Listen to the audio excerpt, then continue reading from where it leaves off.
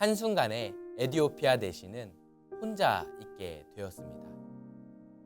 그럼에도 39절 말씀을 보시면 이 내시가 신기한 반응을 보이는데요. 바로 빌립을 찾지 않고 자신의 길을 그대로 가는 것입니다.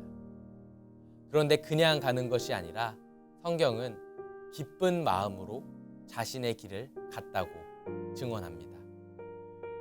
성도 여러분, 어떻게 이런 일이 가능하겠습니까?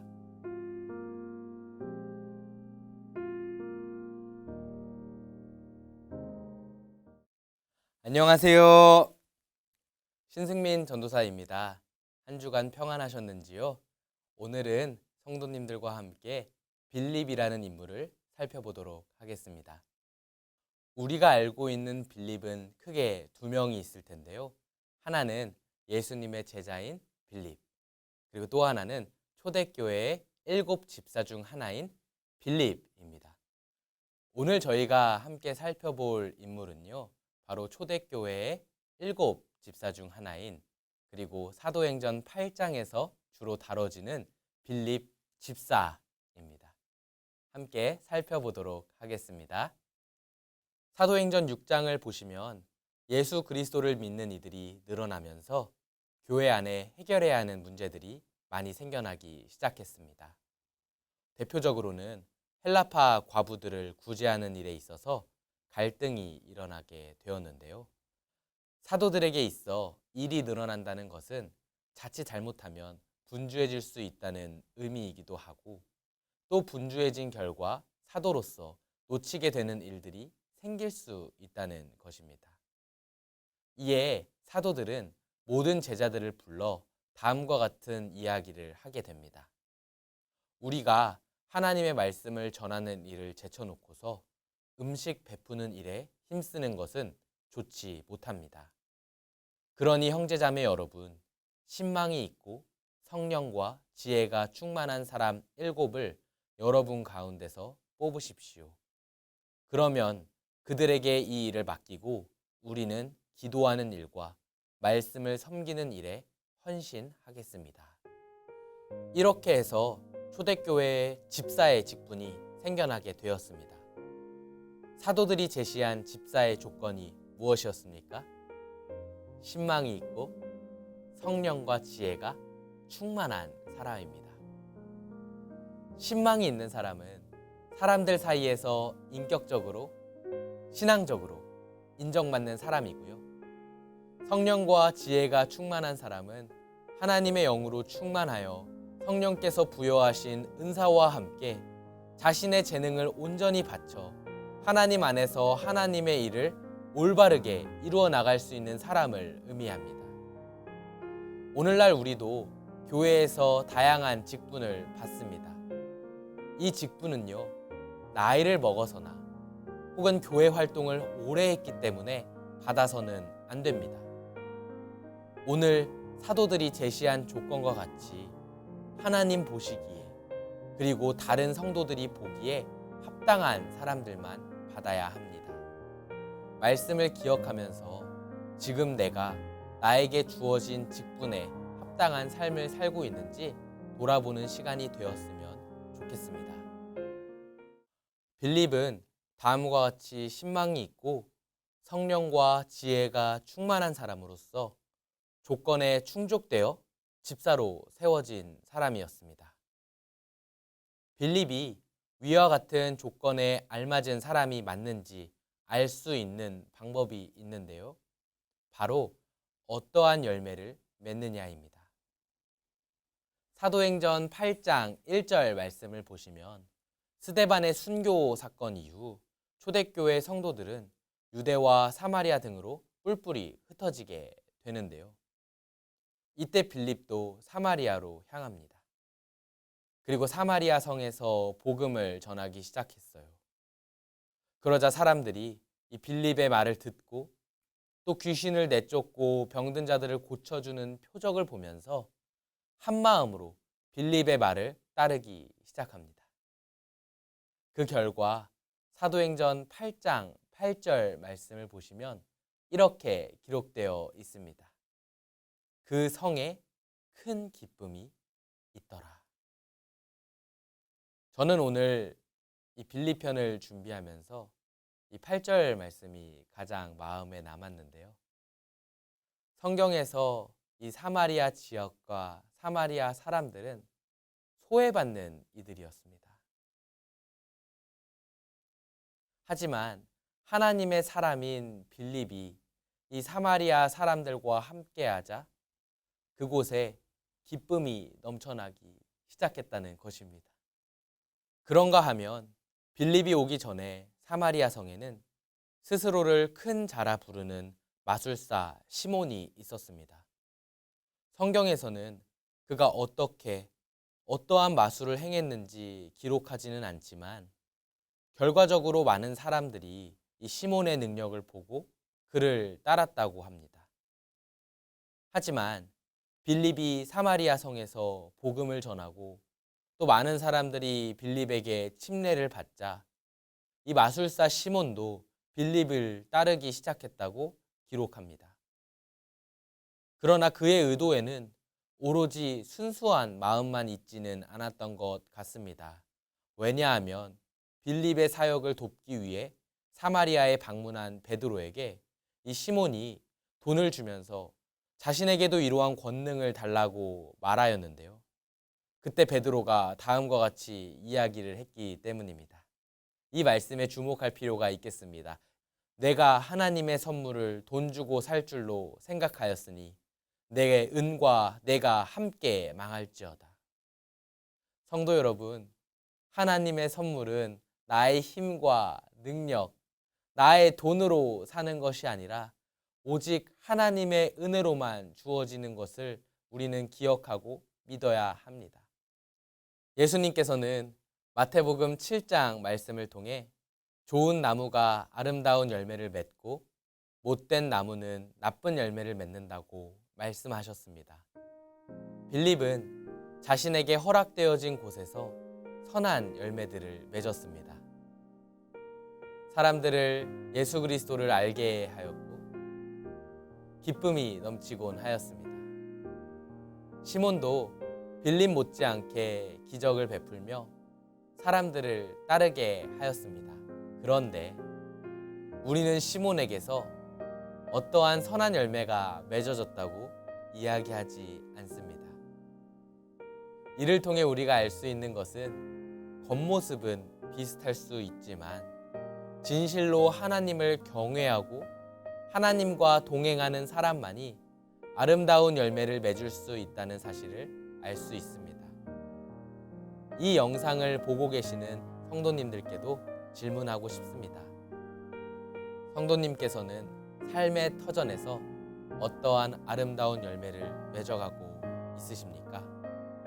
이 시간 빌립을 통해 나의 삶을 돌아보며 하나님께로 더욱 깊이 나아가시는 성도님들이 되시길 소망합니다. 어느 날 주의 사자가 빌립을 찾아와 남쪽으로, 구체적으로는 예루살렘을 지나 가사로 가는 길까지 가라고 일러줍니다. 빌립이 말씀을 따라 목적지에 도착하였을 때 에디오피아의 여왕 간다게의 국고를 담당하는 내시를 한 명 만나게 됩니다. 성경에서 에디오피아는 애굽의 남쪽 지역으로서 구스 족속의 후예로 알려져 있고요. 간다게는 사람 이름이라기보다는 애굽의 바로와 같이 왕의 호칭이었습니다. 이 에디오피아 내시는 예배를 드리기 위해 예루살렘에 왔다가 고국으로 돌아가는 길이었습니다. 성령의 이끌림을 받은 빌립은 이 사람이 성경, 그 중에서 이사야서 말씀을 읽고 있다는 사실과 그 말씀의 뜻을 이해하지 못하고 있었다는 사실을 알게 되었습니다. 그 말씀이 어디입니까? 이사야서 53장의 말씀이었습니다. 그가 곤욕을 당하여 괴로울 때에도 그의 입을 열지 아니하였으며 마치 도수장으로 끌려가는 어린 양과 털 깎는 자 앞에서 잠잠한 양같이 그의 입을 열지 아니하였도다. 아시다시피 이 말씀은 예수님을 향한 예언의 말씀으로 우리가 믿고 있습니다. 주의 사자는 이 진리를 향한 갈급한 심령을 가지고 있던 에디오피아 내시에게 빌립을 보내시며 그 진리를 깨닫도록 인도하였습니다. 그런데 그때 주의 영이 빌립을 이끌어 야소도라는 지역으로 데리고 가고 한순간에 에디오피아 내시는 혼자 있게 되었습니다. 그럼에도 39절 말씀을 보시면 이 내시가 신기한 반응을 보이는데요. 바로 빌립을 찾지 않고 자신의 길을 그대로 가는 것입니다. 그런데 그냥 가는 것이 아니라 성경은 기쁜 마음으로 자신의 길을 갔다고 증언합니다. 빌립도 내시도 서로의 존재가 중요한 것이 아니라 예수 그리스도를 아는 것이 중요했기 때문입니다. 하나님께서는 갈급한 심령으로 진리를 알고자 하는 사람을 외면하지 않으셨고 또 자신의 의가 아니라 예수 그리스도를 전하는 것에만 집중한 빌립을 사용하사 그를 통해 많은 열매를 맺게 하신 겁니다. 이러한 빌립의 삶 가운데는 그를 통해 다른 이들이 기쁨으로 가득 차게 되는 것을 우리는 목격할 수 있습니다. 전승에 의하면 이 에디오피아 내시를 통해 아프리카 땅에 복음이 흘러져 내려갔다고 이야기를 합니다. 이렇게 빌립의 주요 이야기가 끝이 나는데요. 마지막으로 사도행전 21장에서 빌립이 한 차례 더 언급됩니다. 이튿날 떠나 가이사랴에 이르러 7 집사 중 하나인 전도자 빌립의 집에 들어가서 머무르니라. 이 말씀은 빌립이 에디오피아 내시를 만나고 약 20여 년의 시간이 흘렀다고 성경학자들은 이야기를 하는데요. 빌립은 가이사랴에 정착하여 교회를 섬기고 있었습니다. 스라에 4딸을 두고 있었는데 이 4딸은 처녀로서 예언을 할 줄 알았다고 이야기합니다. 이는 빌립과 딸들이 20여 년이 지난 후임에도 불구하고 여전히 신실하게 하나님의 사람으로서 성령의 충만함을 입고 맡겨진 사명을 묵묵히 그리고 최선을 다해 감당하고 있었다는 뜻이기도 합니다. 비록 성경은 더 이상 빌립에 대한 이야기를 기록하지 않았지만 세월이 흘렀음에도 빌립은 하나님 앞에 신실하였고 하나님 안에서 주변 사람들의 마음에 기쁨이 넘치도록 인도하고 있었던 것입니다. 특별히 이 사도행전 21장 말씀의 상황은 바울이 일행과 함께 3차 전도 여행을 마치고 예루살렘으로 돌아가는 길에 가이사랴에 들려 빌립의 집에 정착하는 상황이거든요. 그런데 여기서 한 번 더 생각해 보았으면 좋겠습니다. 바울은요, 사도행전 7장, 8장에서 빌립과 가장 가까웠을 동역자인 스데반을 죽이는데 동의했던 사람입니다. 그러나 시간이 흘러 빌립은 예수님을 알게 되고 예수님을 전하는데 일생을 살았던 이 바울의 피난처가 되어줍니다. 사도행전 21장 말씀을 보시면 바울이 그곳에 여러 날을 지냈다고 하는데 이 말은 바울이 선교 여행 중 지친 심신을 이 빌립의 집에서 충분히 회복하고 다시 여정을 걸었다는 의미가 담겨 있는 것이에요. 빌립은요, 어떻게 보면 자신의 마음에서 용서하기 힘들 법한 사람에게마저 충분한 쉼을 제공하며 기쁨을 선사했던 사람입니다. 빌립편을 준비하면서 떠오른 말씀 구절이 하나 있었습니다. 마태복음 5장 13절의 말씀입니다. 너희는 세상의 소금이니 소금이 만일 그 맛을 잃으면 무엇으로 짜게 하리요. 소금은 제 역할을 하기 위해서 스스로를 녹여내야 합니다. 없어져야 한다는 뜻이죠. 그때 소금은 자신의 역할을 할 수 있습니다. 이처럼 빌립은 자신이 드러나는 것이 아닌 철저히 하나님께서 드러나시도록 그 삶을 헌신하였습니다. 우리는 이런 말을 자주 듣곤 합니다. 빛과 소금의 역할을 감당하십시오. 하지만 때로는 우리가 소금보다는 빛이 되기를 바라며 살지는 않았는지 돌아보게 됩니다.